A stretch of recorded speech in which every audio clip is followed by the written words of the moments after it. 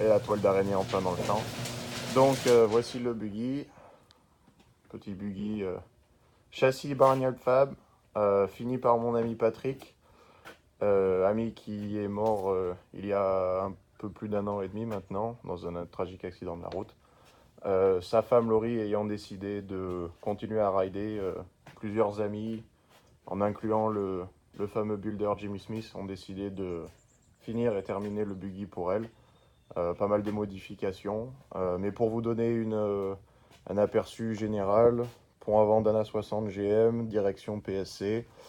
Il y a un bloc moteur LQ9, donc c'est un Vortec de la série des LS qui a été retravaillé. Plus grosse compression, quelques modifications au niveau de l'arbre à cam, culasse préparée. Puis c'est à peu près tout. Boîte TH400, transfert Atlas, pont arrière 14 bolts. Puis voilà. Donc finition par Jimmy Smith.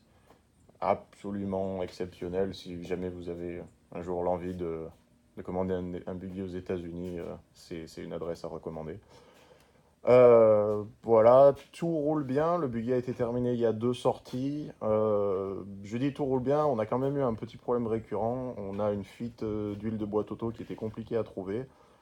Et puis surtout qui a engendré un problème moteur. Donc c'est assez peu corrélé, mais bon, on a quand même essayé de chercher. Et donc hier, j'ai passé pas mal de temps avec la loupiote dessous. J'ai fini par trouver, je pense. Je vais brancher la loupiote et puis on va essayer de vous montrer ça. Lumière. Lumière. Ah, je sais pas si on y verra grand chose. J'espère. On y voit. Donc ici, les 2 sorties, enfin entrée et retour, je la refais. La sortie et l'entrée pour le refroidissement de la boîte auto. Avec 2 adapteurs qui convertissent la sortie d'origine qui était je sais plus en quel pas vers de la N6. Et puis ensuite de ça, trajet des durites, etc. vers le refroidisseur de boîte auto qui se cache un peu là-dessous.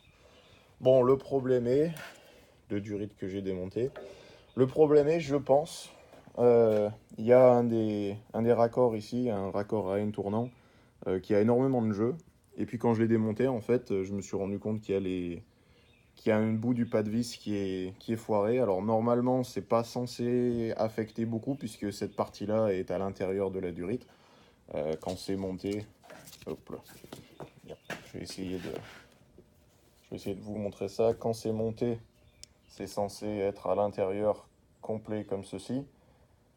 Mais néanmoins, il y avait beaucoup de jeux. J'essaierai d'intégrer la vidéo que j'ai prise avant de démonter.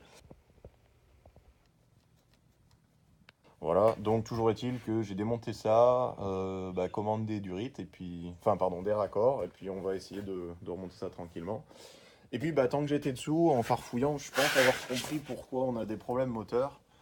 Voilà, je vais essayer de mettre un peu plus de lumière.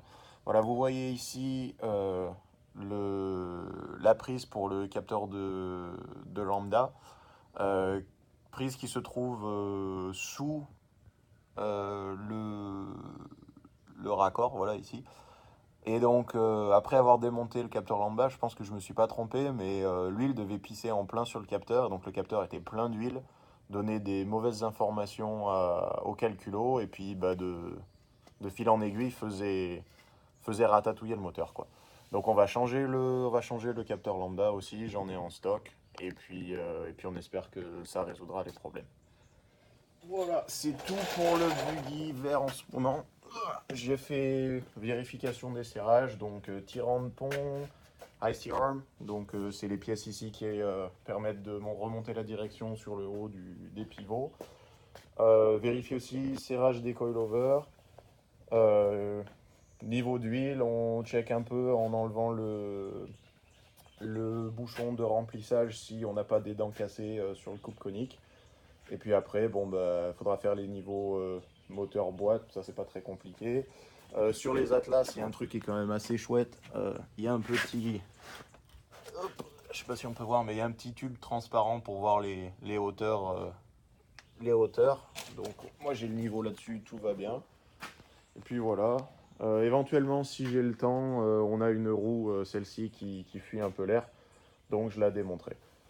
Voilà, c'est à peu près tout pour le bug hiver. Et puis sinon, après, je suis en train de bosser sur mon pont avant. J'ai besoin d'un nouveau pont avant pour le buggy. Celui que j'ai, qui était un pont avant d'occasion, que j'ai essayé de garder pour réduire un peu les coûts, ne fonctionnera pas. Donc en fait, je vais vous montrer un peu qu'est-ce que je vais faire avec mon prochain pont avant. Voilà. Alors il s'agit d'un A60, d'un A Super 60 en fait pour être précis. Donc c'est un modèle qui accepte des croisillons énormes, taille Rockwell ou 15-50 pour ceux qui voient un peu ce que ça peut faire en Spicer.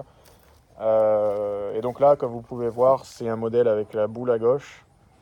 Et puis donc pour le buggy, il va falloir le passer à droite. Donc ce qu'on va faire, tout simplement, j'ai un deuxième pont identique et en fait on va couper les soudures d'origine ici, là et puis tout autour en fait. Et donc en fait je vais mettre dans une presse et donc retirer la totalité de l'arbre long d'un des ponts. Je vais faire pareil de ce côté à gauche.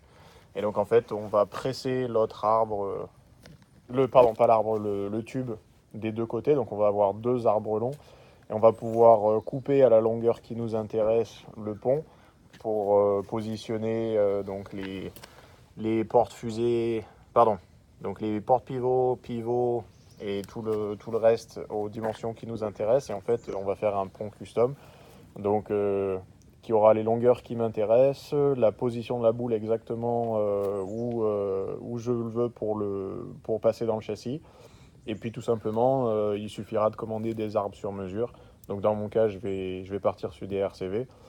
Et puis voilà quoi, donc ça sera nickel. Donc c'est une GTO de 67 qui a été swappée avec un Stroker LS. C'est un 408, un peu plus de 600 chevaux.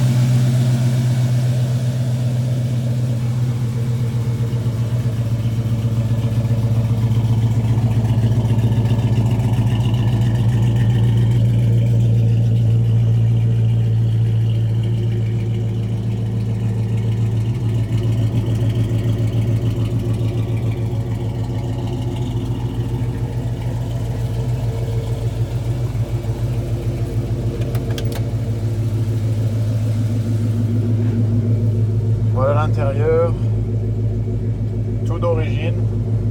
La seule modification, c'est le swap pour des sièges un peu plus confortables de GTO de 2004. Et puis des manos Dakota Digital qui fonctionnent avec le LS. Donc bon, c'est la beauté des moteurs à injection modernes, quoi. Ça fait 2 mois qu'elle n'a pas tourné, on tourne la clé et ça démarre, quoi. C'est ça qui est bon.